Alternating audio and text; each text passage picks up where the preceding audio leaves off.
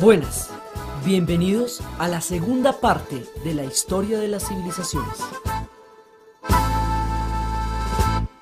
Estábamos en nuestro primer recorrido mirando el mundo del Asia y habíamos desarrollado el origen de los tiempos desde Mesopotamia a través de los exploradores que en el siglo XIX nos fueron contando qué decían las tablillas, cómo supimos acerca de la antigüedad.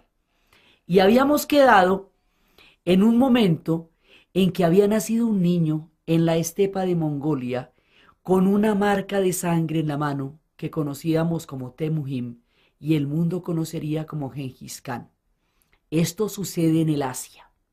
Congelamos un momentico nuestro relato en el Asia y nos venimos para Europa, porque la remota antigüedad empieza en toda la región asiática y por eso habíamos estado en Mesopotamia, en Persia, habíamos estado en toda la ruta de lo que hoy es Afganistán, habíamos llegado hasta la China, habíamos llegado hasta la India.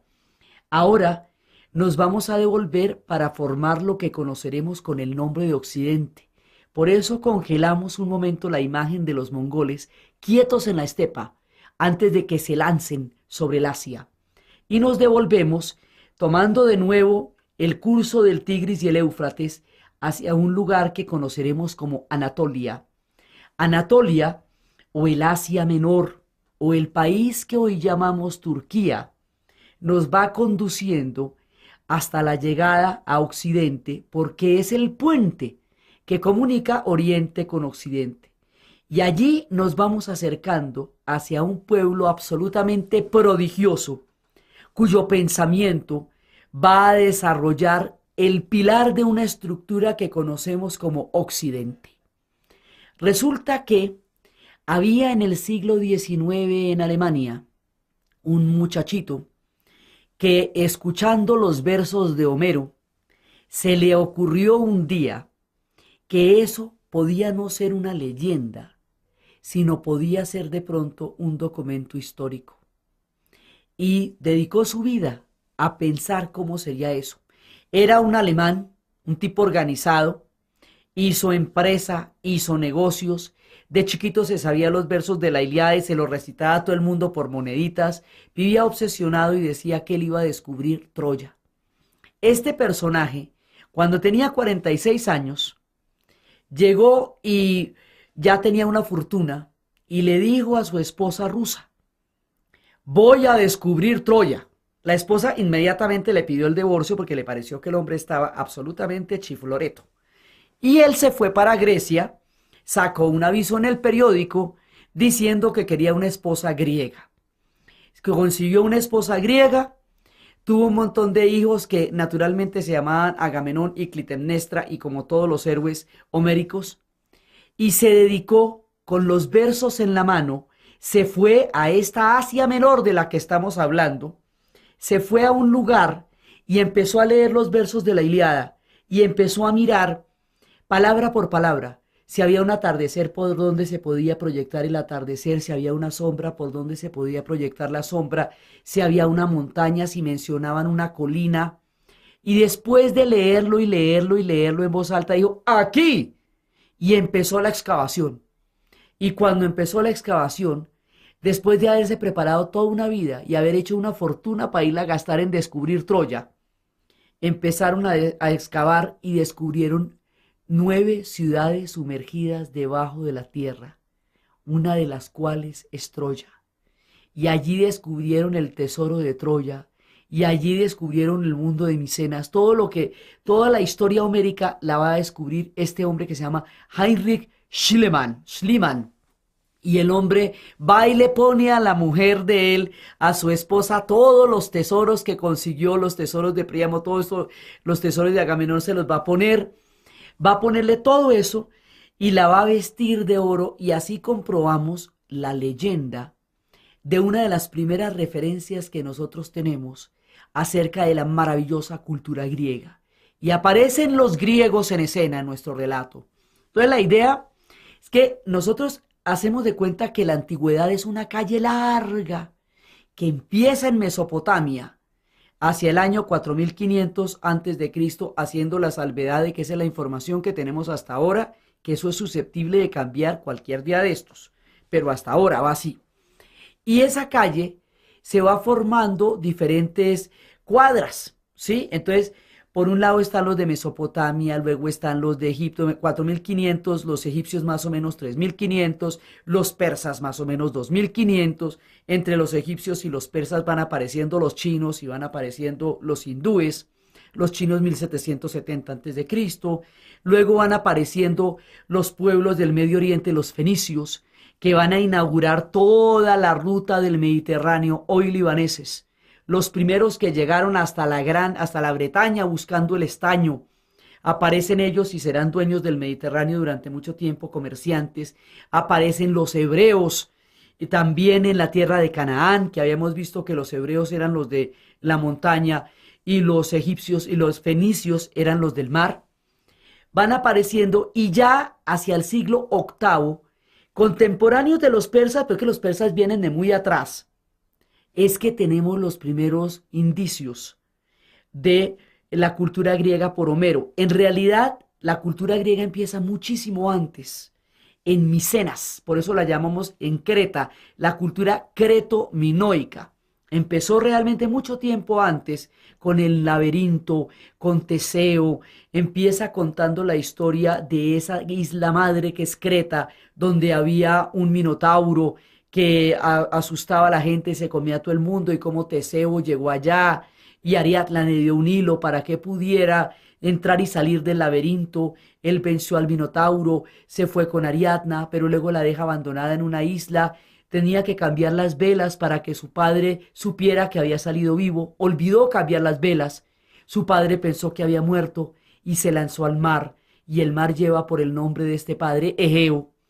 Entonces, ya tenemos esa ruta desde hace mucho tiempo. También creemos que hace más o menos 3000 años está Micenas. Pero es desde los versos de Homero que nosotros empezamos a adentrarnos en la cultura griega. Por eso es tan importante que Schliemann, en su locura maravillosa, nos hubiera devuelto la realidad arqueológica del mundo troyano. Entonces empiezan los griegos.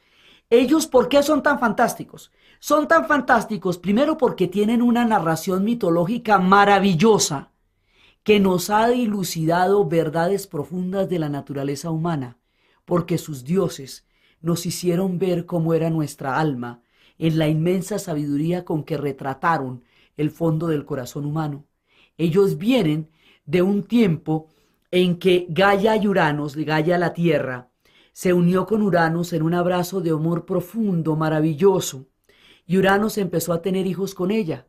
Pero Uranos empezó a sentir celos de la atención que ella le ponía a sus hijos y empezó a devorarlos para que ella solamente lo mirara a él.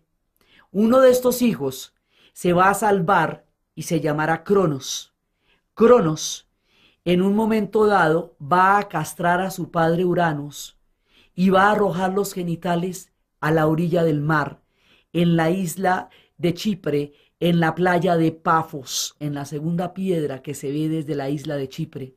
Y allí, al caer los genitales al mar, la esperma de los genitales se va a mezclar con la espuma del mar, y de ahí van a ser Afrodita, la diosa Afrodita, y de la sangre las erinias, criaturas de la venganza. Entonces resulta que Cronos va a estar con Rea Silvia y va a repetir el mismo ciclo. Ya la Tierra se ha desdoblado, Gaia nunca más Uranos volverá, así que queda el cielo proyectándose y caerá la madre Tierra, Uranos encima y la madre Tierra. Pero Cronos repite otra vez la misma historia de su padre, devora a sus hijos, por eso dirían después, él devora a sus hijos, y resulta que la misma cosa pasa. Un día Rea Silvia le va a dar una piedra en lugar de uno de sus hijos para esconder a uno de ellos, que se llamará Zeus. Zeus va a repetir la historia, él va a enfrentar a Cronos y lo va a matar, pero esta vez, para que esto no se vuelva un cuento de nunca acabar, todo el mundo enfrentándose al padre una y otra vez, el hombre decide, el Dios, el gran Dios, hacer un pacto con todos sus hermanos. Los rescata de la oscuridad, hace un pacto con todos sus hermanos, van a gobernar un lugar paradisíaco que se va a llamar el Olimpo.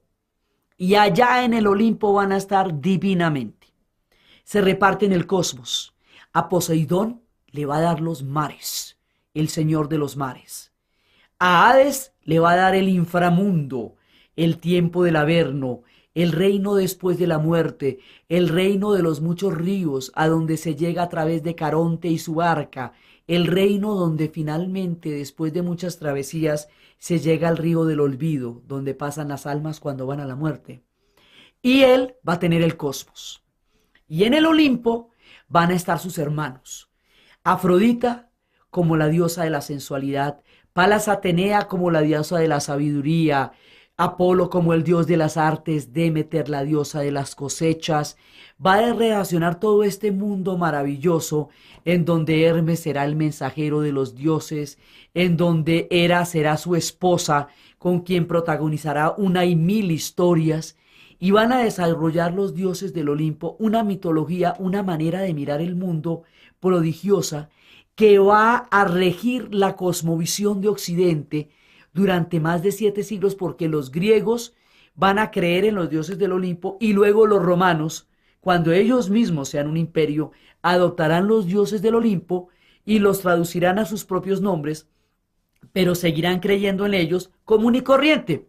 Así que los dioses del Olimpo van a gobernar muchísimo tiempo y van a crear el zodíaco cósmico y van a crear toda la mirada del mundo de los griegos. Entonces, lo primero que nos maravilla es toda su mitología, son sus historias y cómo los dioses van repartiéndose el mundo y cómo los dioses a través de sus pasiones van determinando la vida de los hombres que casi están metidos dentro de un mar de caprichos, porque los dioses hacen con los hombres lo que quieran, y la famosa historia de la Ilíada y la Odisea son precisamente las guerras de los dioses que involucran a los héroes y la manera como los dioses van entrando en el mundo de los hombres, y es precisamente una fiesta maravillosa en la cual no habían invitado a la diosa de la discordia por motivos obvios, porque pues era una montadora y una disociadora.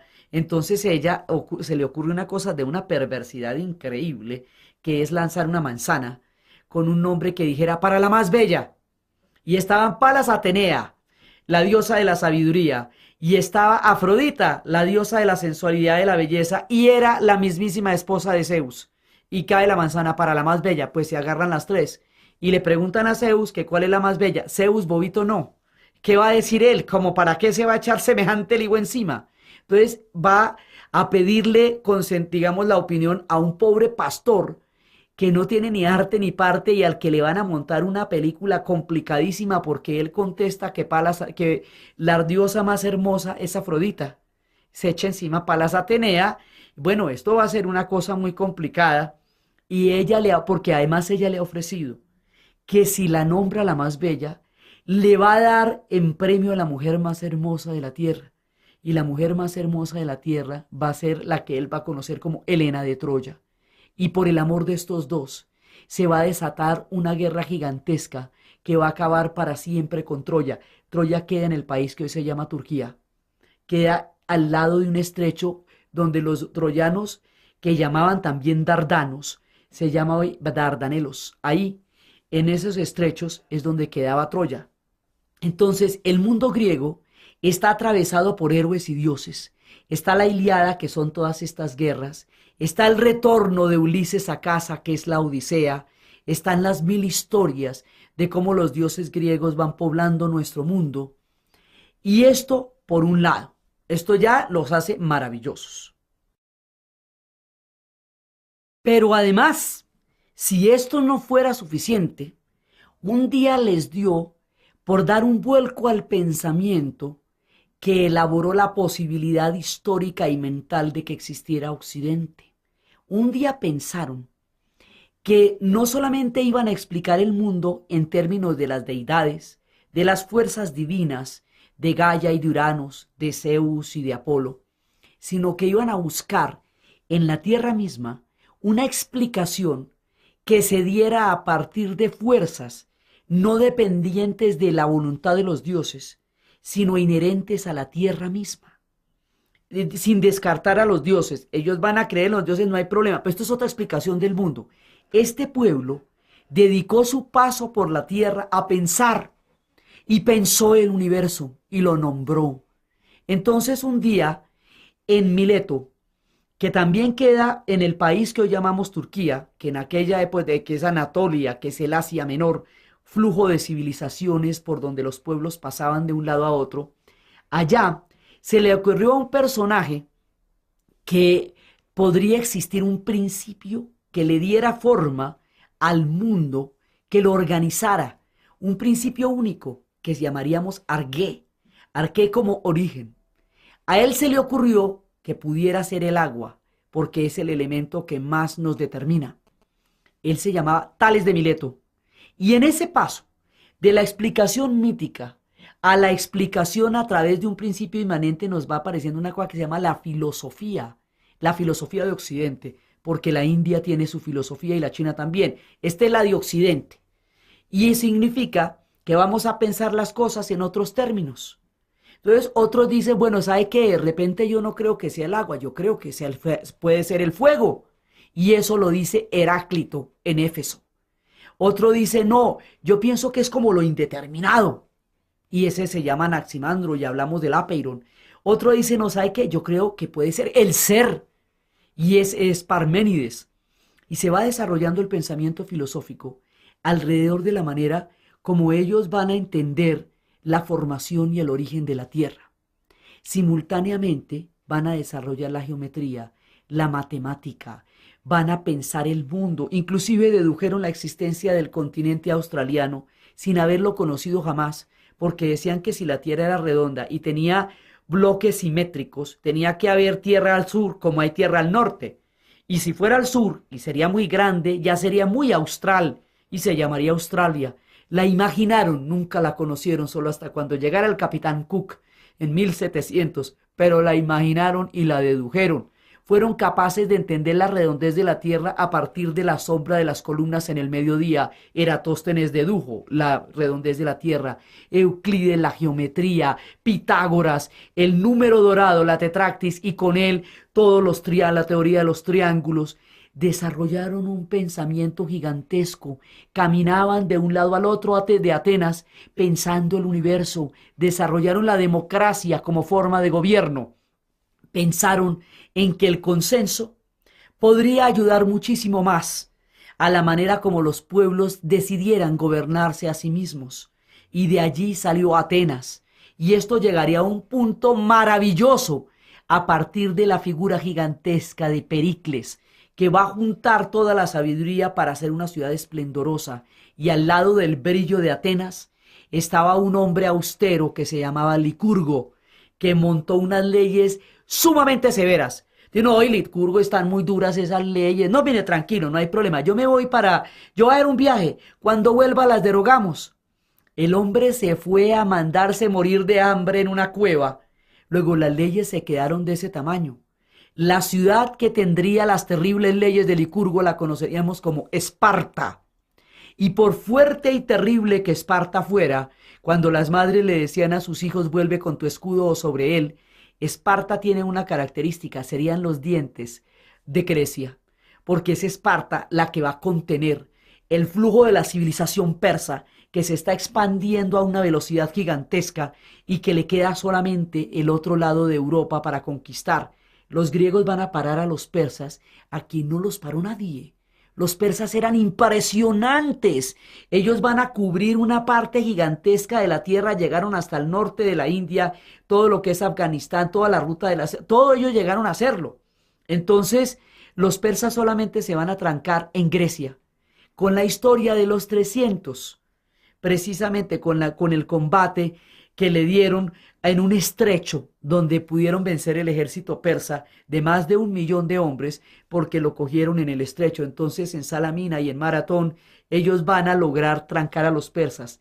El hecho de que los griegos vayan a impedir el avance de la gran civilización persa determina que Occidente venga de Grecia y no de Persia, y que sean las ideas de los griegos las que van a desarrollar el pensamiento occidental y no la de los persas, que también eran unos duros, o sea, no es para quejarse uno. Lo que pasa es que así fue y no fue de otra manera. Entonces, lo que nosotros sabemos de los persas lo sabemos a través de los griegos que eran sus enemigos, así que están mal de oficina de prensa, porque los griegos no están interesados en mostrar qué tan magníficos eran los persas, pero ellos también eran una gran civilización, el pueblo que hoy se llama Irán. Entonces, nuestra historia, por eso se va redondeando en el mapa alrededor de la formación de Europa. Europa era una ninfa preciosa, que una vez Zeus, en su increíble coquetería, porque el hombre era con todas, se disfrazaba de lluvia dorada, de cisne, de la que fuera, a esta mujer se le apareció de toro blanco, divino y precioso, y la llevó a una isla para estar con ella. Y su padre desesperado gritaba por todas partes, Europa, Europa, buscando a su hija que nunca más halló. Es por ella y en este mito que el continente que estamos empezando a mostrar en nuestro relato lleva su nombre, Europa. Los griegos nombraron el mundo. La mayoría de las cosas se llaman como ellos dijeron que se llamaban. Entonces, estos gigantes mentales van a ir evolucionando en su pensamiento hasta formar sistemas filosóficos enormes. Pero lo más sensacional de los griegos era lo que se preguntaban. Las preguntas son las que van a hacer el pensamiento filosófico. ¿De dónde venimos? ¿Quiénes somos? Entonces, a cada pregunta le pusieron un nombrecito.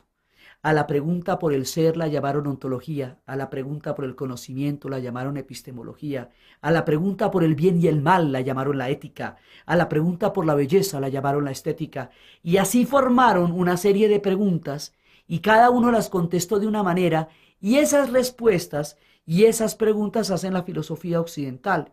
Dos grandes van a venir, Platón, que habla de un mundo perfecto, del cual nosotros caímos a través del cuerpo y que recordamos como una manera de conocimiento del mundo del topos uranos, del mundo ideal, y dice que nosotros recordamos el alma como fue en su plenitud, como una caverna en la cual unas personas solamente ven las sombras de una luz que se proyecta al final y creen que esa es la realidad, y como si alguien sale de la caverna y llegara a ver que la realidad es en color y de carne y hueso y vuelven y lo meten allá, los demás van a creer que están locos. Platón desarrolla un sistema filosófico gigantesco en donde va a contestar las preguntas acerca de la belleza, acerca de la inmortalidad del alma, en una serie de diálogos que va a llamar de esa manera, ¿sí? Fedón, o de la inmortalidad del alma, la república, ¿sí? Y va a contar las leyes y va a contar su mirada del mundo, y esa mirada del mundo va a ser un sistema filosófico tan complejo que Occidente va a seguir esa pista hasta crear su pensamiento en el futuro. Y el otro enorme es Aristóteles. Platón nos va a hablar a través de un personaje que se llama Sócrates. Y eso hace que Tales, que Heráclito y todos aquellos de los que estábamos hablando, como vinieron antes que él, los vamos a llamar presocráticos. Y después de Sócrates ya estamos en la filosofía de Platón y Aristóteles. Aristóteles habla del punto medio, de la inmanencia de la Tierra. Aristóteles habla de un motor inmóvil que no se mueve, pero que sí es capaz de generar movimiento. Aristóteles habla del acto y la potencia, lo que somos y lo que podemos llegar a ser, como la forma como se mueve el universo. Aristóteles empieza a hablar de las categorías, del volumen, de la forma, del color, para entender cómo funcionan las leyes del universo. Y entre estos dos van a armar los pilares fundamentales de la filosofía de Occidente. Entonces los griegos van a hacerlo todo, van a desarrollar la geometría, la política, van a desarrollar una gran cantidad de cosas, y en un momentico en que no había civilizaciones en Occidente que fueran a interrumpir su crecimiento, porque todas las civilizaciones estaban era al oriente, en el Asia que habíamos visto. Ahora ellos se desarrollan en el cuarto de hora que tuvieron, pero un día eran guerrerísimos, guerrerísimos, guerrerísimos, tenían inclusive distinciones para la guerra. Marte, hay un Ares, el dios de la guerra, los romanos después lo llamarían Marte. Él tiene un par de hijos que se llaman Fobos y Terror, que van describiendo el miedo que viene de la destrucción ciega. Ares es el dios de la destrucción ciega. Palas Atenea es la diosa de las guerras que tienen causas. Ares es el hombre, digamos, es el sanguinario. Las guerras de Ares son devastadoras.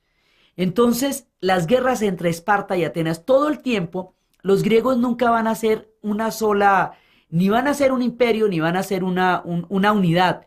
Los griegos son una constelación de pueblos, como la Vía Láctea. Son ciudades-estados esparcidas por el Mediterráneo y el Egeo hasta el Asia Menor. Y son por eso cada una de estas ciudades es independiente, es autónoma.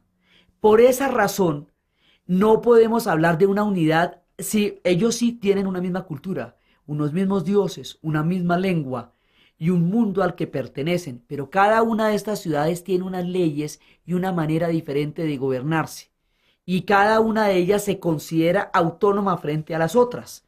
Por eso es que no podemos hablar de ellos como una unidad, sino en el pensamiento, por la cantidad de cosas que dijeron, y cada uno hecho un cuento distinto. Y la suma de esos cuentos da un pensamiento colosal, que es el del mundo griego. Eran los pensadores de la historia.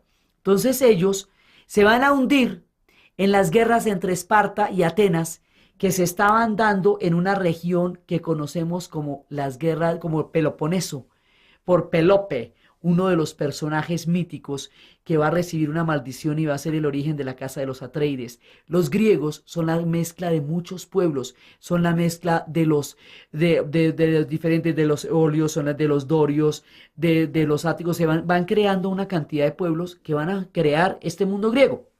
Ellos van a hundirse en las guerras entre Esparta y Atenas. Antes habían tenido las guerras contra los persas, que son las guerras médicas, porque a los persas, ¿se acuerda que ellos cambian de nombre cada vez que hablamos de ellos? Cuando en tiempo de los griegos se llamaban Medas. Entonces las guerras contra ellos eran las guerras médicas. Pues no tiene que ver con la salud, sino con los persas, ¿sí? Entonces ahí es cuando les ganan. Y luego se agarran entre ellos. Y cuando se agarran entre ellos, sucumben entre Esparta y Atenas en las guerras del Peloponeso. Resulta que después de que se agarran entre ellos, y después de que Aristóteles va a educar a un personaje, hay un tipo de las orillas, que no es exactamente del mundo griego, pero es un fan del mundo griego, y dice, este mundo griego es una maravilla, hay que salvarlo. No, es que ellos no se pueden hundir en ese mundo de rencillas. Yo me encargo. El hombre se llama Filipo de Macedonia, y va a tener un hijo al que ha destinado para preservar el mundo griego. Le va a dar una educación de la mejor posible. Aristóteles será su maestro. Y ese hombre será grande, como grande no ha sido nadie. Alexandros, Alejandro el Grande. Alexandros se va a criar en ese mundo y va a crear un imperio colosal. Y va a caminar hasta la India con sus hombres, con sus compañeros de guardería, con sus parceros de cuando chiquito, que siempre lo van a acompañar, que serán sus generales. Entonces, Alexandros va a llevar a todas partes el pensamiento griego. Los griegos eran muy discretos y no eran chismosos. No le contaban a nadie qué andaban pensando, no existían ni carreteras entre ellos, porque no estaban interesados en comunicarse entre Esparta o Atenas o Tebas. No era su tema. Pero Alexandros va a llevar la herencia de los griegos por el mundo. Él va a universalizar la cultura griega, y al tiempo en el que él vivió, y a las tierras en las que él caminó, y a los cielos que él vio, los vamos a llamar el helenismo, porque helénicos era como se llamaba Grecia también. Entonces, la cultura helénica es Alejandro de jefe de prensa, llevando por el mundo el mensaje de los griegos hasta los confines de la tierra, hasta el norte de la India, donde Alejandro se da por vencido porque él era grande, pero la India más. Cuando se mete con un subcontinente, ya los hombres no dan más. Dicen, no, pero ya tampoco, man. Es que llevamos mucho tiempo aquí caminando y ya no nos podemos ya seguir adelante. Y después él va a morir de cólera a los 33 años, después de haber conquistado el mundo. Los generales no se ponen de acuerdo. Cada uno es igual de importante al otro. Alejandro se había enamorado de los persas. Él derrotó a los persas en la batalla de Gaugamela. Pero él se va a enamorar de los persas, va a desarrollar el carácter divino de los persas. Él va a caminar por todo el Medio Oriente, todos los pueblos de Fenicia, de Siria, de Líbano, Jordania, Israel. Por allá pasó Alejandro, por todos lados pasó Alejandro. La ruta de Anatolia pasó Alejandro. Usted coge el mapa y arranca a caminar hacia el Asia, y por ahí pasó Alejandro hasta que se le acabe el mapa en la India, que fue cuando se devolvió. 4 millones de kilómetros caminará Alejandro con sus hombres y conocerá a su esposa Rosana y entrará con los guerreros alados y tendrá una historia de leyenda. Cuando el hombre muere, los generales no se ponen de acuerdo en qué van a hacer con ese gran imperio y ese gran imperio se fragmenta. Y el nombre de cada uno de esos generales es como se van a llamar las regiones que cada uno de ellos gobernó. Así, el general que va a gobernar el mundo de los egipcios se llama Ptolomeo. Por eso la última dinastía de los egipcios es la dinastía de los Ptolomeos, de donde viene Cleopatra. Así, Antíoco, Seleuco va a llamar a la región por el nombre de su padre Antioquía, que hoy es donde queda Siria, entre Siria y Turquía. Así cada uno de ellos va a tener el nombre de la región de los generales. Así que Alejandro se va a volver el puente y luego los generales repartiéndose las diferentes regiones entre una civilización que empieza a formarse. Saliendo de Troya, había un héroe allá que se llamaba Eneas. Y Eneas fue a combatir y se le apareció a Afrodita y le dijo: Eneas, pilas, tú no puedes morir acá porque tu destino está en otra parte. Entonces el hombre sale de allá, pero no te vas con tu mujer, te vas solo. Y él se va, sale de allá y empieza una expedición y va a llegar a una tierra donde va a encontrar una mujer bellísima que se llama Dido. Y Dido le han dado el cuero de una vaca como una burla por tierra y ella lo cortó en tiritas sumamente delgaditas que unidas formaban un gran territorio. La ciudad que va a fundar Dido se llama Cartago y será uno de los centros de la gran civilización fenicia. Él se va a enamorar de Dido, Dido lo va a ayudar y luego él la va a dejar. Ella muere de amor, él sigue caminando porque su destino no termina ahí. Su destino lo va a llevar al Albalonga. Y Albalonga, en la bota itálica, allá se va a encontrar con unos pueblos y de él va a venir unos que se llaman Rómulo y Remo, que van a fundar Roma, alimentados por la loba Alia Capitolina. Y de esa manera empieza a surgir de las brumas de la historia homérica el mundo de los romanos. Antes de los romanos había un combo importante que se llaman los etruscos, que habían dado la base de civilización romana. Pero Rómulo y Remo van a fundar esta ciudad en las 7 colinas, en el Aventino, en el Palatino, y luego, pero no había mujeres. Cuando ya van a fundar esto, y van a encontrarse con que ya hay hombres, pero no hay mujeres, van a raptar a las mujeres de la tribu de al lado que se llaman las Sabinas.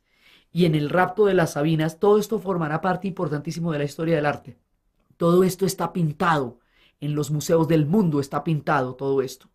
Entonces, resulta que van a fundar esta ciudad y se crea el imperio que va a unificar a Occidente y que le da la forma. Los romanos empiezan como reyes, luego se vuelven una república y a medida que se van expandiendo y expandiendo y se va haciendo imposible manejarlos con la estructura de la república, se van a convertir en un imperio. Y el que hace esta transición entre la república y el imperio es Julio César, ni más ni menos, con todas sus campañas, que va a llegar hasta la Galia, que va a llegar hasta Hispania, y van a crear un gran imperio. Y luego viene Augusto, y Augusto, dicen que Augusto recibió Roma en ladrillos y la entregó hecha una ciudad de mármol. Augusto hizo el imperio, Augusto la convirtió en una gran civilización. Los romanos sí son imperio, a diferencia de los griegos, y están totalmente centralizados alrededor de la ciudad eterna y maravillosa de Roma. Pero los griegos, como tenían un nivel de civilización tan alto, al ser sometidos por los romanos, delegan todo su gran pensamiento hacia los romanos. Los romanos son ingenieros, por eso todos los caminos conducen a Roma. Porque ellos la manera como se van expandiendo es a través de carreteras y legiones. Y llegan las legiones y van armando carreteras y van armando acueductos. Son los acueductos romanos los que le van a dar ese poder tan grande, el resolver el problema de las aguas. Ya hemos visto aquí que cada vez que se resuelve el problema de las aguas se hacen grandes imperios. Entonces, los romanos son juristas, van a crear todo un código, todo el derecho romano. Pero para lo demás, para las cosmovisiones, para el problema de la vida y de la muerte, para el pensamiento cósmico, se lo dejan a los griegos. O sea, los romanos van a tomar toda la herencia de los griegos y a partir de la herencia de los griegos, sobre ellos van a fundar su civilización. De esa manera, el mundo de los griegos, que se había universalizado en tiempos de Alejandro, ahora se va a convertir y se va a preservar para la eternidad en el gran imperio romano. Por eso sabemos de ellos, porque siguieron a través de los romanos, aunque ya hubiera sido el remoto el tiempo en que Esparta y Atenas sucumbieron en sus propias guerras, sus dioses, su fuerza, su filosofía, su geometría, su mundo, vivía en el pulso de los grandes romanos. Entonces ellos y le ponen a los mismos dioses sus nombres, los nombres romanos. Entonces a Ares lo ponen Marte, a Zeus lo vuelven Júpiter, a Palas Atenea la llaman Minerva, a Afrodita la van a llamar Venus. Entonces son los mismos, pero a la romana, pues para ponerles otro nombrecito, pero son los mismos dioses. Entonces de esa manera los romanos van creando un imperio, pero el imperio, porque es que estos van a llegar hasta la península ibérica, Hispalis, España y Portugal, van a llegar hasta Francia, llamada la Galia, van a llegar a Bélgica, pues partiendo de Italia obviamente, van a llegar hasta Inglaterra, hasta la Bretaña, que eso ya es muy arriba, y ahí nos va a aparecer una civilización que ahorita les cuento, los celtas. Mucho más antiguos, pero los vamos a conocer a partir de los romanos, porque es cuando se van a encontrar con ellos. Entonces están los celtas, ellos van a aparecer en toda la Europa, van a detenerse en Germania, con los pueblos germanos, porque ahí hay bosques, y en una pelea de bosques van a perder 5 legiones. Así que de ahí para adelante no suben, porque entienden que con los bosques ellos no pueden ganar, y lo mismo cuando llegan a la Bretaña, el punto donde van a encontrar los bosques, de ahí para adelante no siguen. A los bosques los van a llamar Caledonia. Por eso se les llama así a los escoceses que están por allá. Entonces resulta que ellos van a tener toda Europa por el occidente. Por el oriente vienen a los Balcanes, van a pasar por Asia Menor, puente entre civilizaciones, van a llegar hasta Siria, o sea, y van a tener la garantía del imperio romano es haber sometido a los egipcios. Los egipcios pierden la batalla del tiempo contra los romanos, porque los romanos necesitan el grano de Egipto.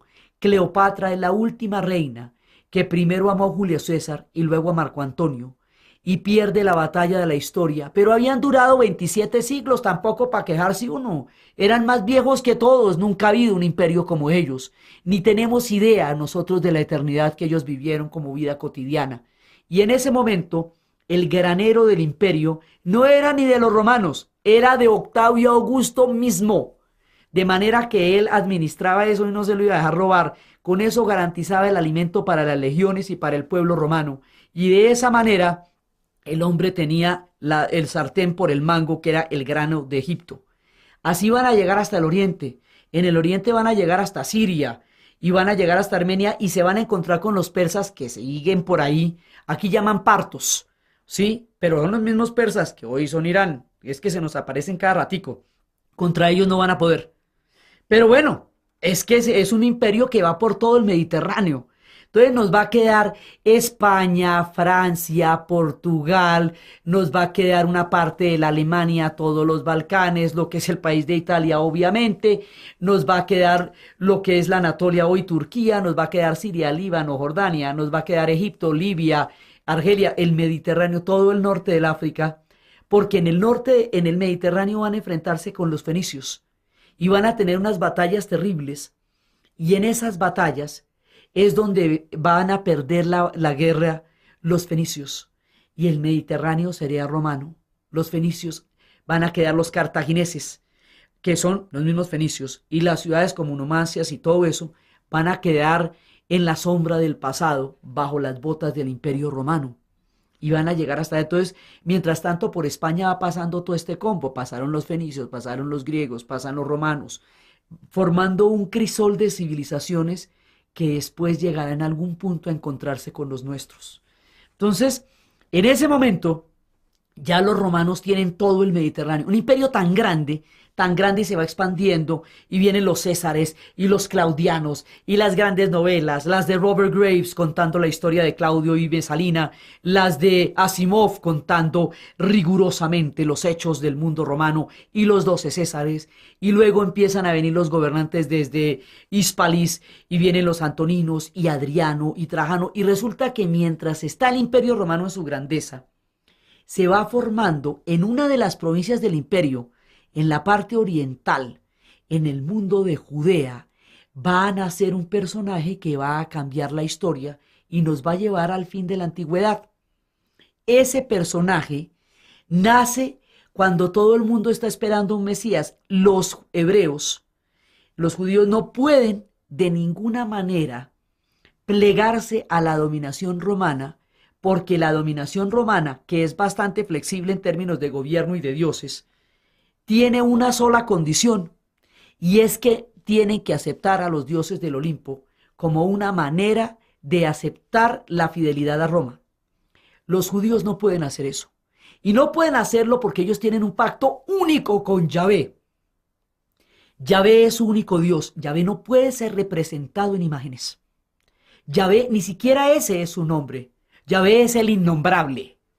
Entonces ellos no pueden de ninguna manera acceder a los dioses del Olimpo. No hay forma.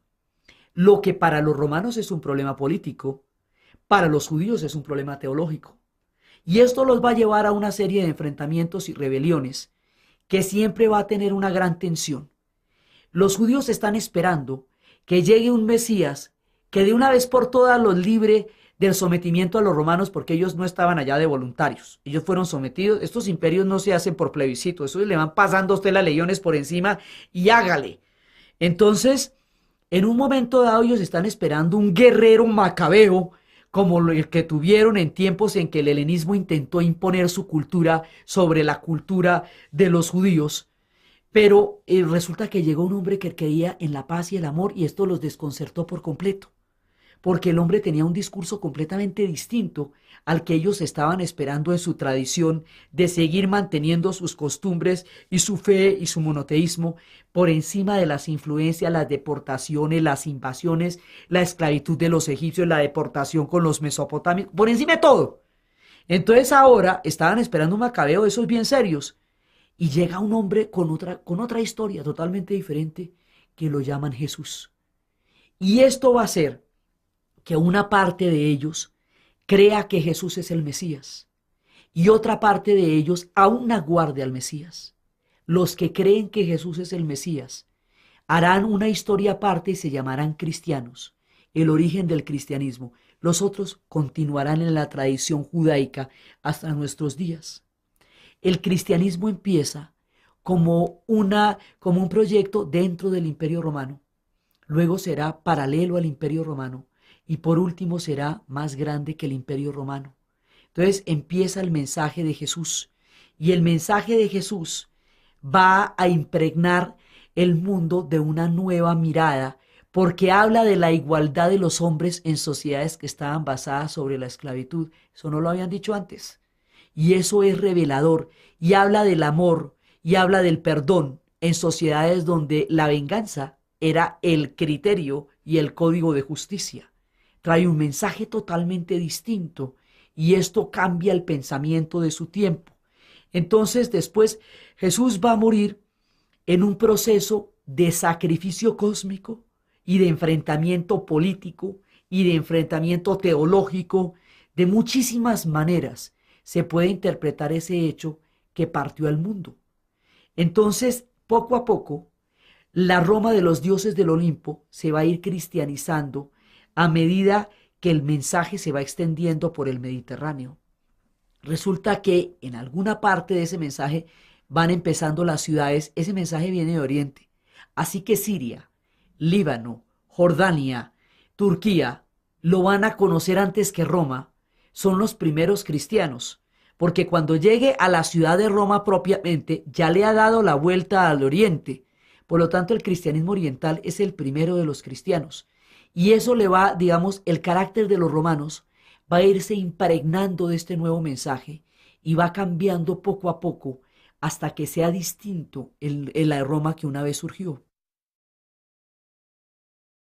Esta Roma, la Roma de la antigüedad, estaba conectada con todos los pueblos de Oriente, no solamente a través de lo grande que era su imperio, sino a través de una legendaria historia que es la ruta de la seda.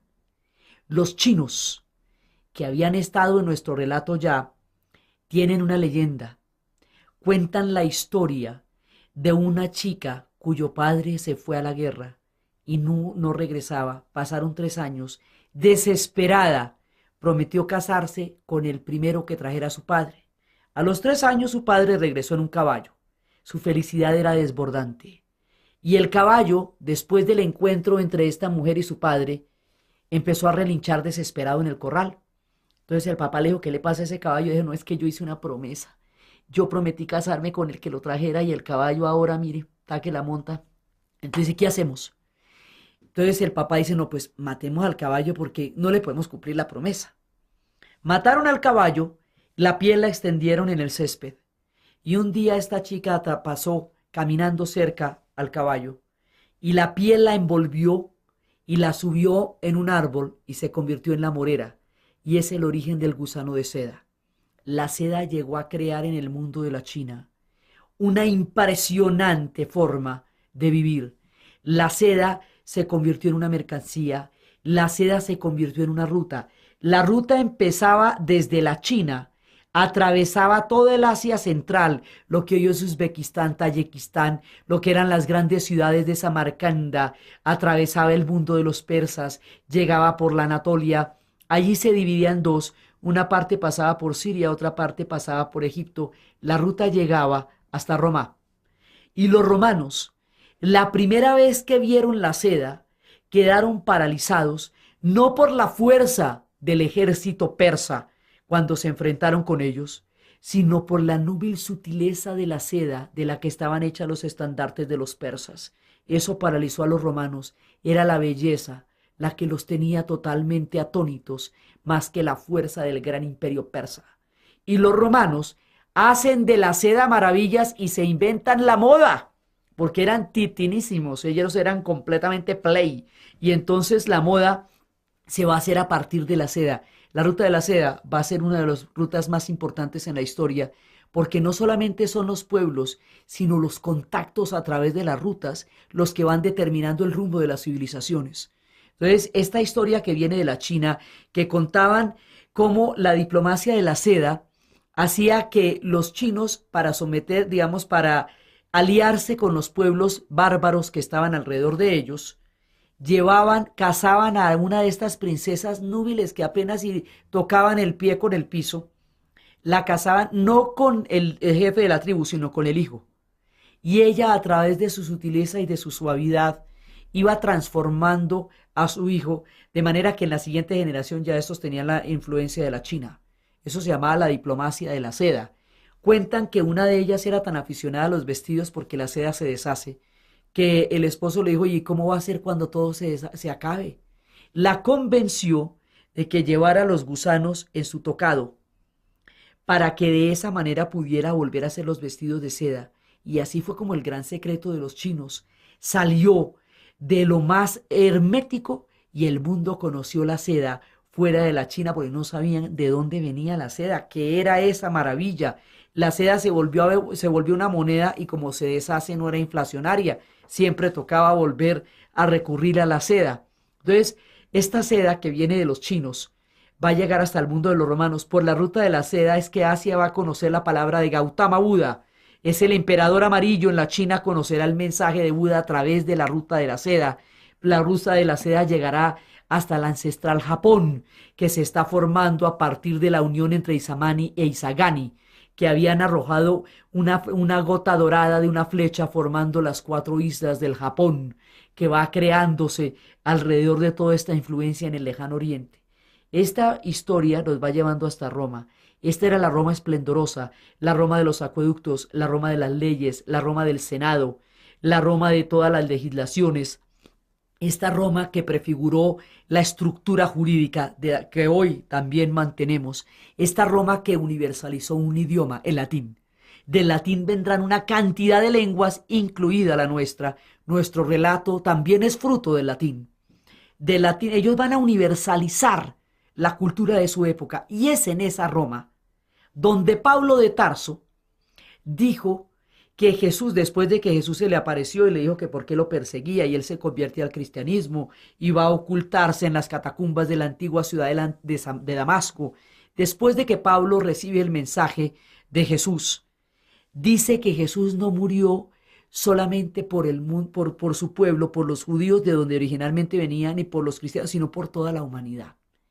Al darle el contenido de universalidad al cristianismo, si en los tiempos de los romanos el mensaje se esparció por este gran mundo y se fue haciendo más y más conocido. Entonces, las rebeliones estaban, la persecución de los cristianos es una cosa permanente durante la primera etapa. Y al mismo tiempo, las rebeliones de los judíos seguían y seguían y seguían y seguían, hasta que un día, en una rebelión ya destruyeron el segundo templo, el templo de Jerusalén, los romanos, y expulsaron a los judíos de Jerusalén y de Judea y de su tierra, y empezaron un proceso dolorosísimo de 2000 años que conoceremos como la diáspora. Los judíos emigrarían a un río al este del Rin que llamarían Ashken, al este del Rin. De ahí vienen los judíos ashkenazis. Y otros irían a un lugar llamado Sefarat y se llaman los sefarditas. Ese lugar llamado Sefarat hoy lo conocemos como España. Por eso hay judíos sefarditas y judíos ashkenazis. Entonces el mundo del monoteísmo se va moviendo. Se va moviendo porque el cristianismo se va dando a conocer, porque los judíos han sido expulsados del templo y están entrando en Europa y se van mezclando los pueblos. Entonces, después de que Roma fue tan grande, tan maravillosa, hay un momento en que eso no se puede tener todo un imperio así de grandote al mismo tiempo. Se parte en la Roma de Oriente y en la Roma de Occidente. La Roma de Oriente, que es de donde viene el origen del cristianismo, va a adoptar el cristianismo como religión oficial del imperio cuando Constantino declara que de ahí en adelante existirá una Roma cristiana. Entonces la ciudad de Roma en la bota itálica queda originalmente como una Roma pagana que venía de los tiempos de los dioses del Olimpo, y ahora hay una Roma cristiana que queda en Anatolia, hoy Turquía, que llamaremos por Constantino Constantinopla. Y de allá, de Constantinopla, va a surgir un colosal imperio que conoceremos por Bizancio. Lo llamamos Bizancio porque el antiguo rey griego Bizas escuchó el oráculo de Delfos que le dijo que fundara una nueva ciudad frente a la ciudad de los ciegos. Y el hombre, bueno, ese oráculo era más indescifrable, caminaron y caminaron hasta que un día vieron una ciudad que estaba en un sitio que no correspondía porque era enfrente, era donde estaba todo, cómo se podía defender todo. Entonces dijeron, no, pues esta gente cómo va a hacer una ciudad así, hombre, es que es increíble, tendrían que estar ciegos, tendrían que estar ciegos. Esa es la ciudad de los ciegos. La fundaron y se llamaba Bizancio, una antigua ciudad griega. Sobre la ciudad de los ciegos, Constantino va a fundar Constantinopla, la maravillosa, la fantástica ciudad que creará el gran imperio bizantino y que durará desde el año 300 hasta 1453. Esa ciudad, cuando caiga esa ciudad en 1453, a manos de los turcos otomanos, le darán otro nombre que se llamará Estambul, como hoy día se llama esa ciudad en el país que conocemos como Turquía. Entonces, viene el mundo de Bizancio. Ese es otro mundo. Es una Roma con una profunda influencia griega, los griegos de nuevo, que va a tener mucho más influencia del alfabeto cirílico, que va a crear todo un mundo cristiano de Oriente.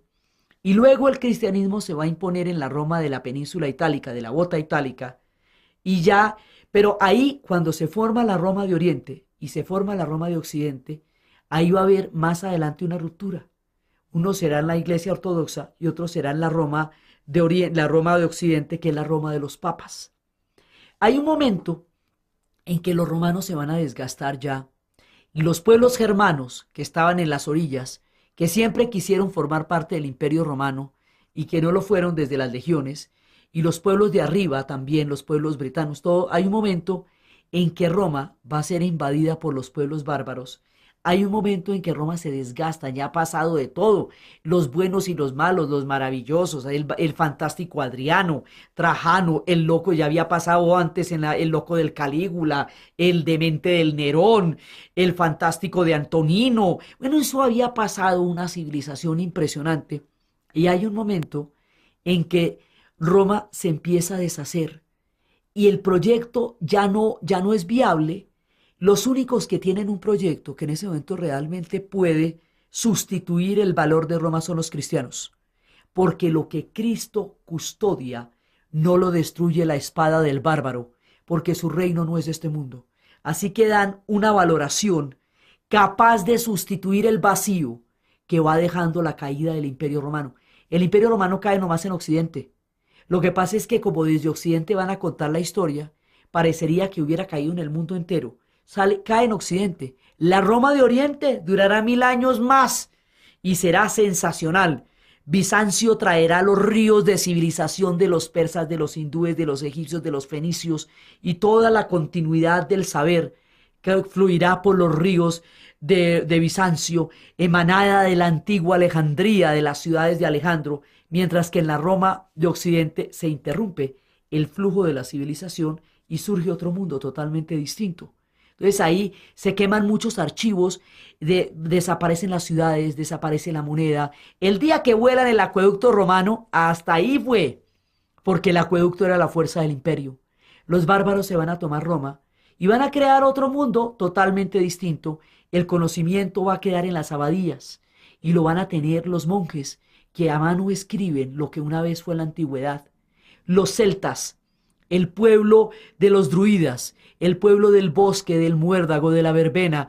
Celta significa keltoi, héroe en griego, de quienes sabemos por los romanos, van a estar, también se van a cristianizar después de haber sido los reyes de las religiones del bosque. Los celtas nacieron en Austria, en lo que llamamos la Hellstatt, y se fueron expandiendo a través de Francia, subieron en España, subieron a la Bretaña, y allá asumieron muchas formas. Cuando los romanos hicieron una muralla, desde donde iban a trancar su expansión, arriba quedan los escoceses y los irlandeses, con su idioma gaélico, como el testimonio más, digamos, más conservado de la antigua cultura celta. Los demás se fueron mezclando. Entonces el mundo celta nos va a salir desde allá.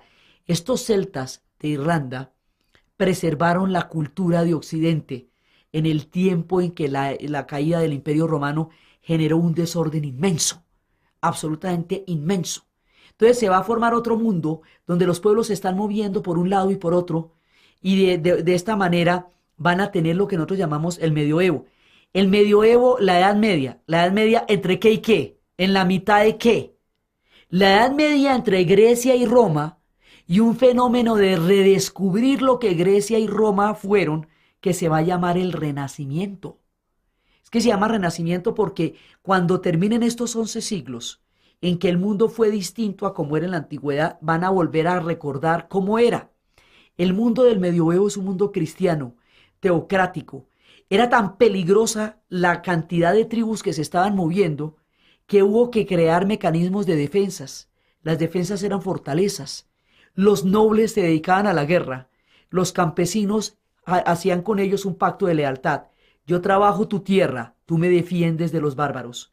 Ese pacto de lealtad se llaman las relaciones feudo-vasalláticas. El feudo es la tierra, el vasallo la trabaja, el señor lo defiende. Hay un juramento de lealtad, un voto de lealtad entre los dos. Es el mundo de los feudos, es el mundo.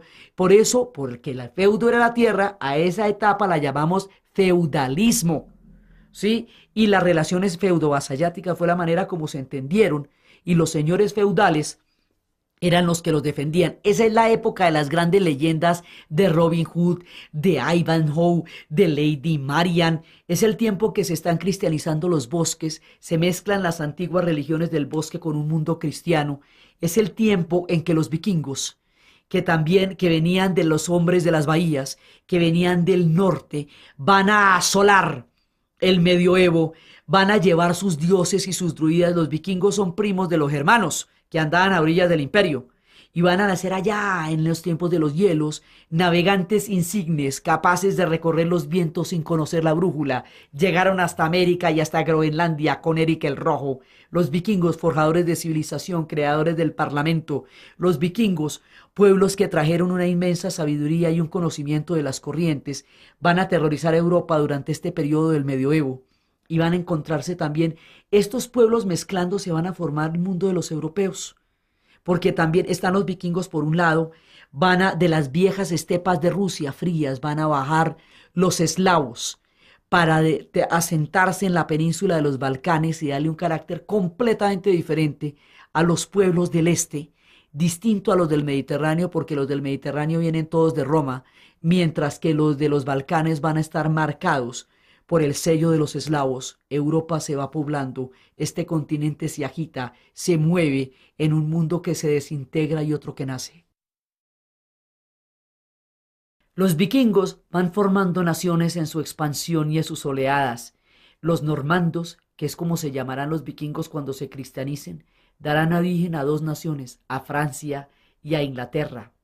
Una de las tribus vikingas, llamada la de los varegos, con un específico clan llamado el pueblo de Rus, hará una fusión en las estepas, en las profundas estepas, y se unirá con una parte de los eslavos de origen y crearán juntos en una fusión, porque los eslavos les pidieron el favor de que se unieran con ellos, un país que se conocerá como Rusia, unión de eslavos y varegos en el siglo IX, que dará origen a la tierra de Rus y empezará por Rurik y Oleg y Olga hasta llegar a formar la dinastía de los rusos, que se harán cristianos bizantinos y van a formar una parte del mundo oriental y van a crear una Rusia en Kiev, hoy capital del país de Ucrania, la primera Rusia de Kiev. Cuando la Rusia de Kiev sea esplendorosa y bella, cuando ya ilumine los destellos de esta gran civilización, vendrán de las estepas profundas de Mongolia estos muchachos que traen el origen del niño que nació con la marca de sangre en la mano. Y entonces cambiamos el mapa hacia Oriente, dejamos ahora congelada Europa y nos devolvemos. Y nos devolvemos donde nació el niño Temujin con la marca de sangre en la mano. Él va a nacer en la estepa de la Mongolia. Él tiene una misión: unir a los mongoles. Los mongoles, tribus nómadas muy básicas de la estepa, lograron un invento que era una maravilla: el estribo. Al inventarse el estribo, los mongoles tenían los pies atados al caballo y las manos libres. Con las manos libres podían disparar flechas como una nube, no se veía el cielo cuando disparaban. Avanzaban 180 kilómetros en el día. Dominaban la estepa como nadie se imaginaba. Sus caballos eran chiquitos, fuertes, fornidos, absolutamente fuertes, y tenían una pezuña capaz de un casco capaz de manejar la estepa. Así iban atravesando. Los pueblos sedentarios no los pueden resistir. Primero las torres de cráneos y luego las de ladrillos. Era el terror que sembraban. Llegaban a todas partes. Llegaron a la China. Llegaron a todos lados. Llegaron hasta Vietnam y en Vietnam los sacaron. Fueron por toda el Asia Central. Secaron ríos enteros. Llegaron a Mesopotamia. Llegaron hasta Egipto. Y en Egipto los mamelucos los sacaron. Llegaron a Kiev. La volvieron nada. Eso quedó desbaratado. Hasta que los caballeros teutones los trancaron. Los mongoles llegaron hasta Hungría. ¿Cómo le parece? Y entonces cuando llegaron a la China, se volvieron una dinastía, porque ellos no tenían una civilización, solo eran una movilización armada, una máquina de guerra invencible, pero no eran una civilización en el sentido estricto de la palabra. La estepa va bombeando pueblos y cada vez que los bombea cambia la faz de los pueblos sedentarios. Antes habían salido los hunos en tiempo del Imperio Romano y habían llegado también hasta Francia. Ahora salen los mongoles. Todos los mongoles van atravesando las grandes civilizaciones que dieron origen al mundo y las van sometiendo. Pero como ellos no tienen ninguna propuesta, finalmente terminan asimilándose a los pueblos donde ellos se quedaron. Así en la Rusia los llamaremos tártaros. por su arco y por Tartaria. Así en la China serán la dinastía Yuan. Así se van volviendo en todas partes como los pueblos donde estaban porque ellos no tienen, o sea, fuera de la conquista, no tienen más proyecto. Entonces finalmente se van asimilando. Pero mientras lo hacen, van a llegar al norte de la India, la primera oleada. La segunda y tercera oleada ya van a crear una civilización que es el Imperio Mogol en la India. Mientras Europa estaba en el medioevo, en Asia estaban los Guptas en la India, estaban las grandes dinastías de Tang en la China, estaba, o sea, el mundo tenía un nivel de civilización muy alto y Europa no. Pero como Europa es la que va a contar la historia, eso lo vamos a ver en el capítulo del siglo XIX, porque toda la historia la vamos a conocer desde Europa. Parecería que todo el mundo estuviera en el medioevo, no era así, de ninguna manera. En Camboya florecía el esplendoso reino, el maravilloso reino Khmer, que estaba dando unos frutos maravillosos. Los Tai creaban enormes civilizaciones entre la China y la India. Los incas mayas y aztecas en nuestra América creaban poderosísimas cosmovisiones de soles y de calendarios, de quipus y de sistemas de postas, originando magníficos imperios inimaginables desde el otro lado del mundo. Solo en Europa estaba el medioevo. Entonces, a ver, si las civilizaciones empiezan en Asia, si todo el mundo es un duro en Asia y Europa ahorita está todo el mundo peleando contra todo el mundo, ¿cómo es posible que los europeos vayan a mandar la parada cuando todo estaba dirigido desde el Asia? ¿Y qué les pasó a los asiáticos que les quitaron el sol de la historia? Pues los mongoles pararon el reloj del Asia, porque fue tal el nivel de destrucción, tanto lo que los pueblos sedentarios tuvieron que resistir y vivir una invasión de horda tras horda de los mongoles, que mientras ellos se encamellaban en tratar de sobrevivir a los mongoles, Europa entra en el Renacimiento.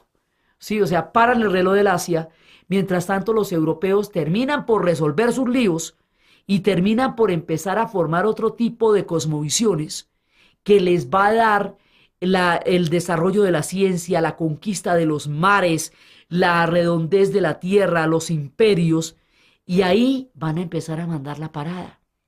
Esa es la diferencia, los mongoles. En África grandes reinos estaban surgiendo, los tiempos del reino de Mali, del Gran Zimbabue, del Carnem Borno, pueblos maravillosos, el gran imperio de Benin, que habían conocido eximios niveles de civilización. África reposa cocinando sus tiempos y mientras tanto los mongoles se van extendiendo.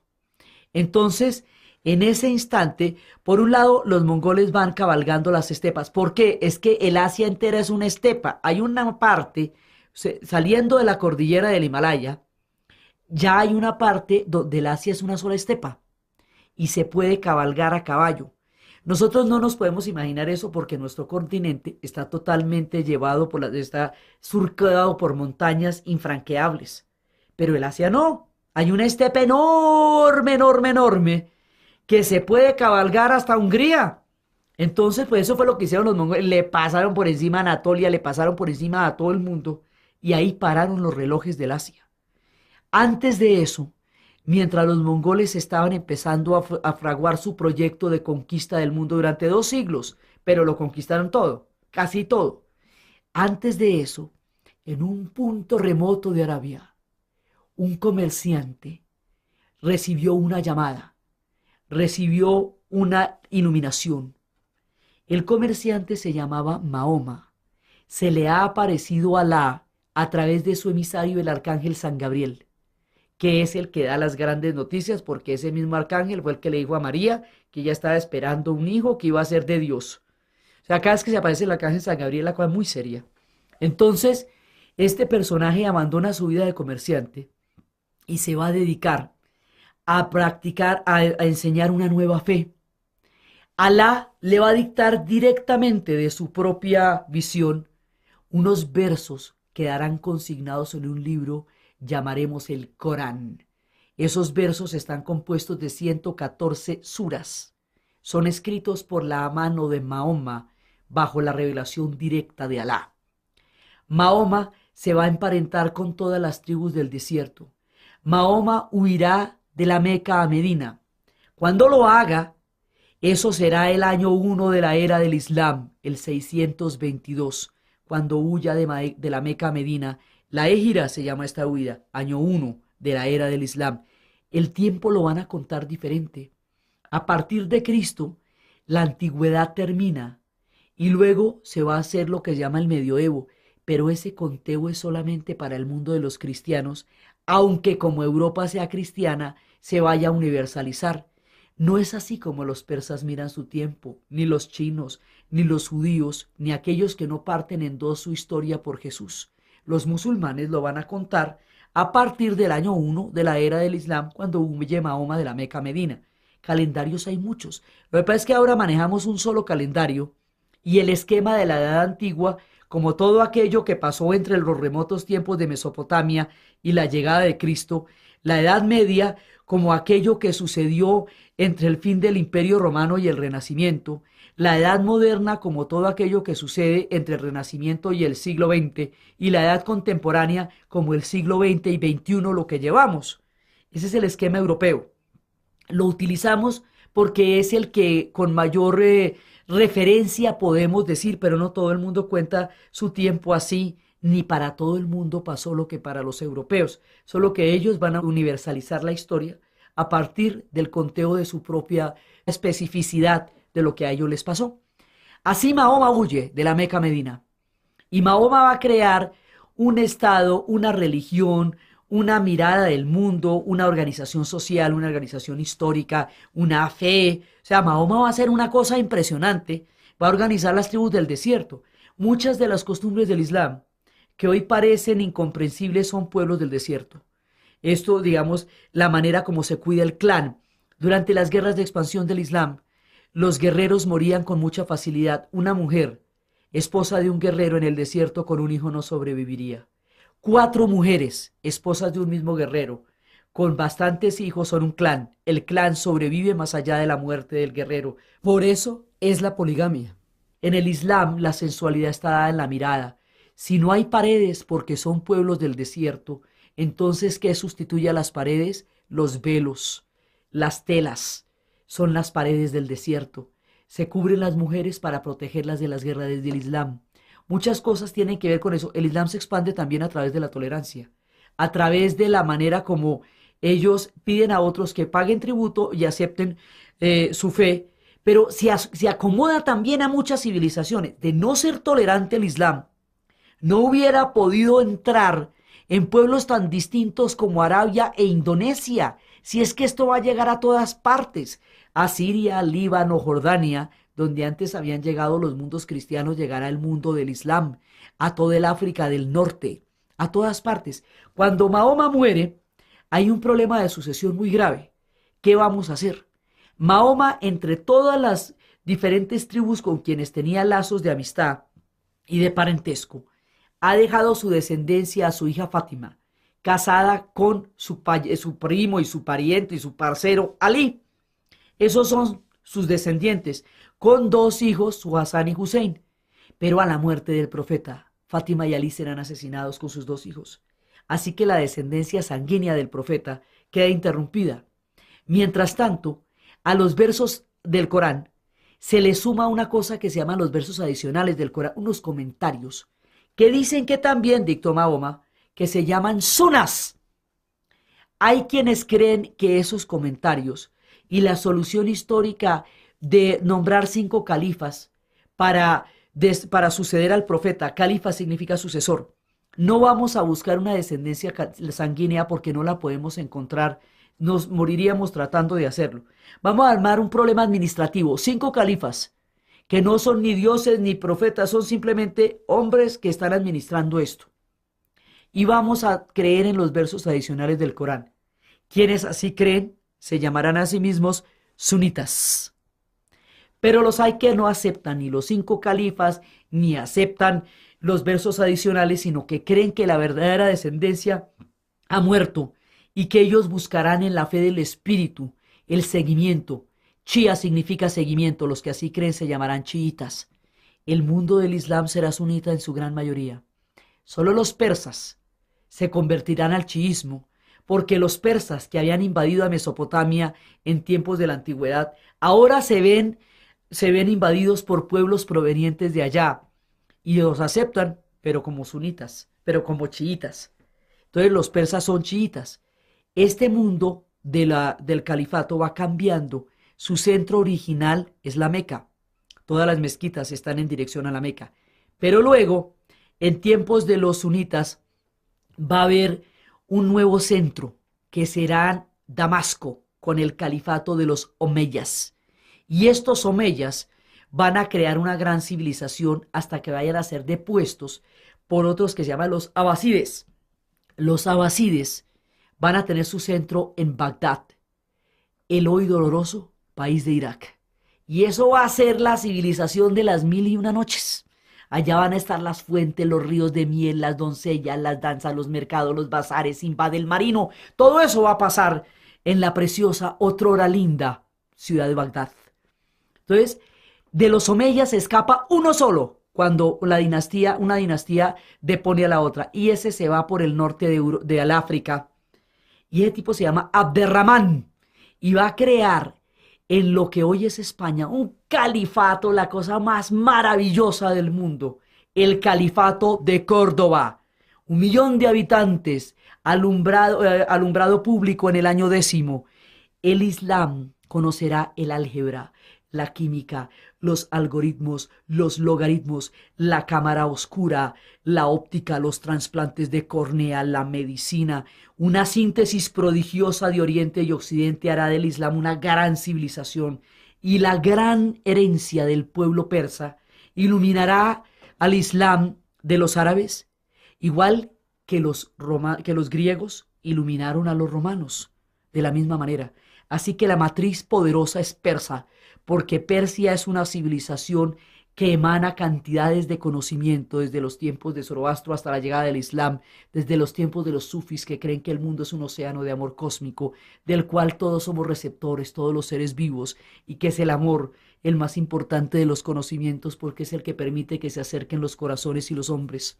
Entonces, así se va formando la gran cultura del Islam, y va a ser enorme, y va a cambiar de centros.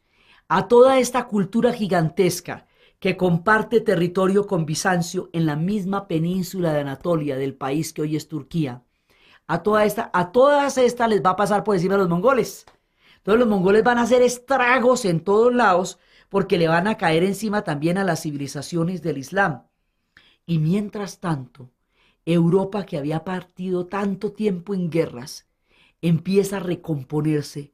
Un cambio histórico gigantesco, un cambio de cosmovisión, de eje de la tierra, de mirada al mundo está a punto de suceder en Europa y nos va a llevar a la era del Renacimiento.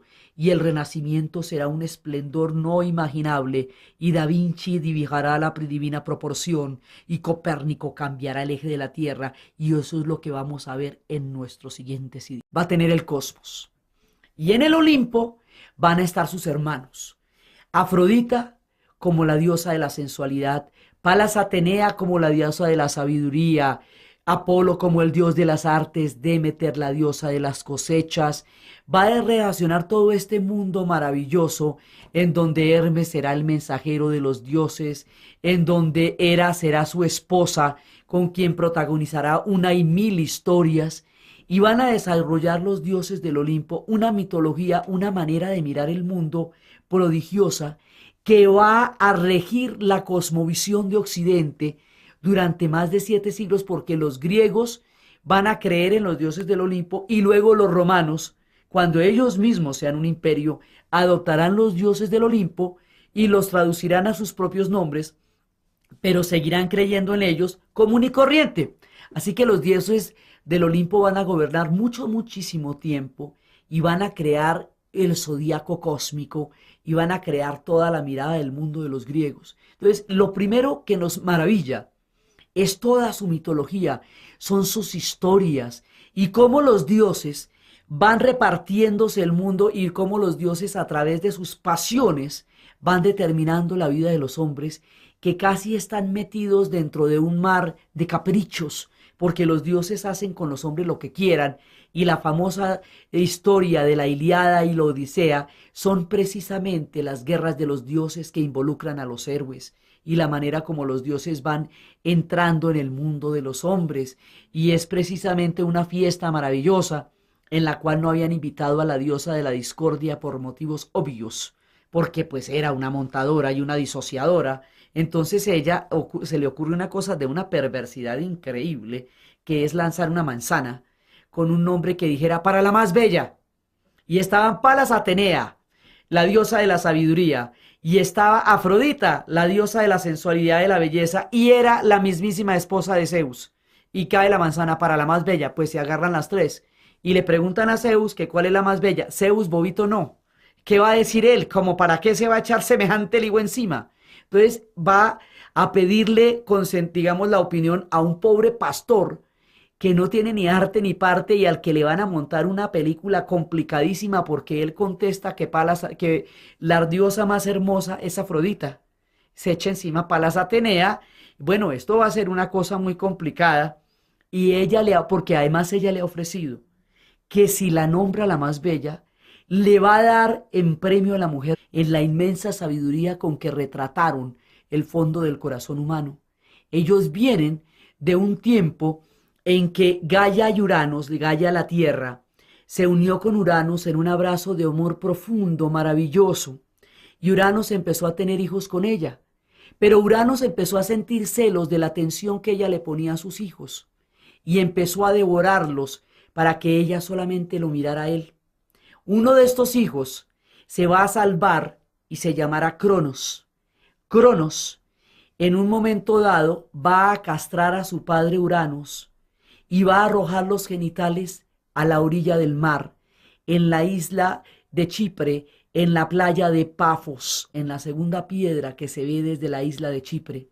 Y allí, al caer los genitales al mar, la esperma de los genitales se va a mezclar con la espuma del mar, y de ahí van a ser Afrodita, la diosa Afrodita, y de la sangre de las erinias, criaturas de la venganza.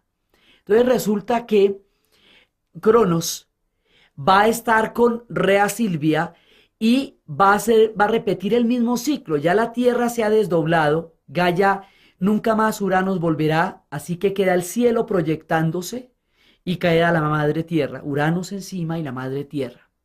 Pero Cronos repite otra vez la misma historia de su padre, devora a sus hijos, por eso dirían después, él devora a sus hijos y resulta que la misma cosa pasa.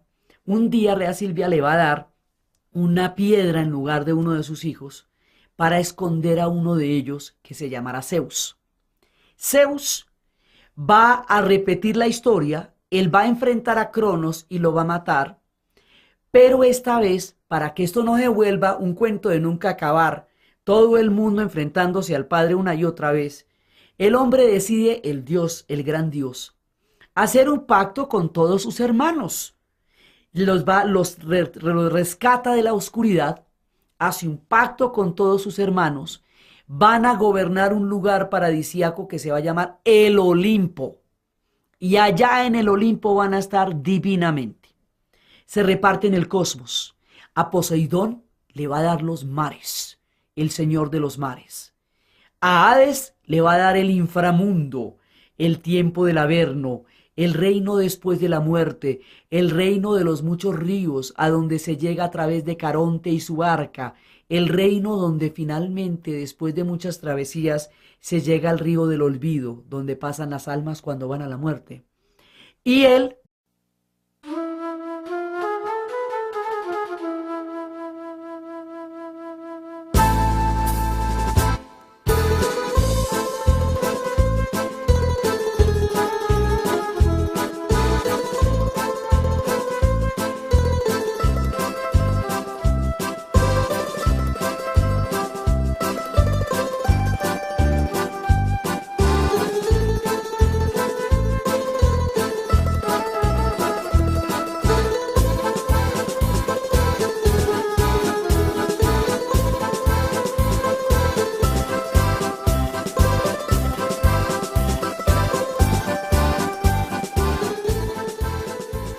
Buenas, Bienvenidos a la segunda parte de la historia de las civilizaciones.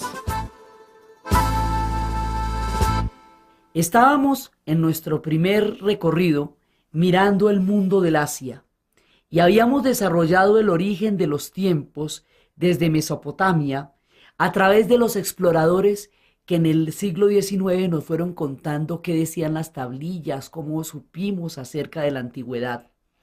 Y habíamos quedado en un momento en que había nacido un niño en la estepa de Mongolia con una marca de sangre en la mano que conocíamos como Temujin y el mundo conocería como Gengis Khan.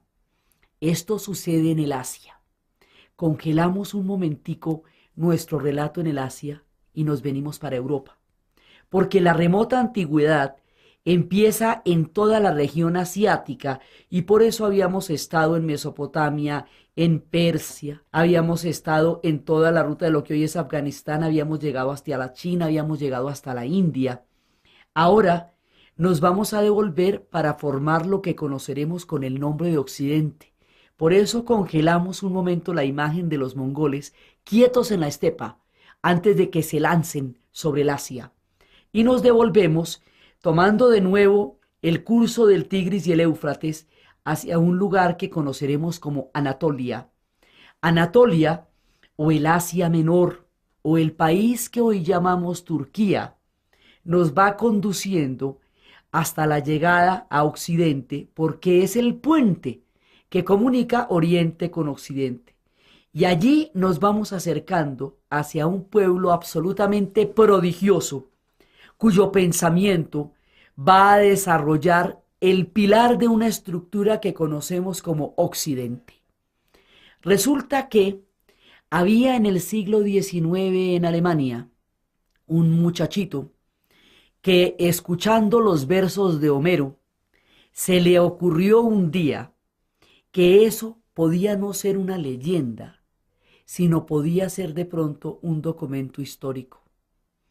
Y dedicó su vida a pensar cómo sería eso.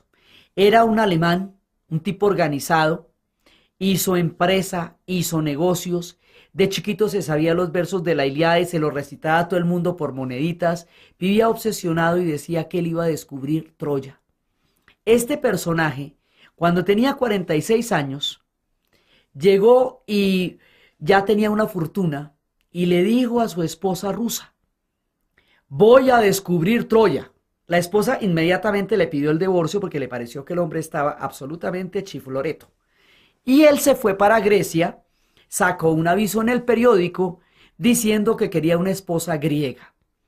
Consiguió una esposa griega, tuvo un montón de hijos que naturalmente se llamaban Agamenón y Clitemnestra y como todos los héroes homéricos, y se dedicó con los versos en la mano, se fue a esta Asia Menor de la que estamos hablando, se fue a un lugar y empezó a leer los versos de la Ilíada y empezó a mirar palabra por palabra si había un atardecer por donde se podía proyectar el atardecer, si había una sombra por donde se podía proyectar la sombra, si había una montaña, si mencionaban una colina.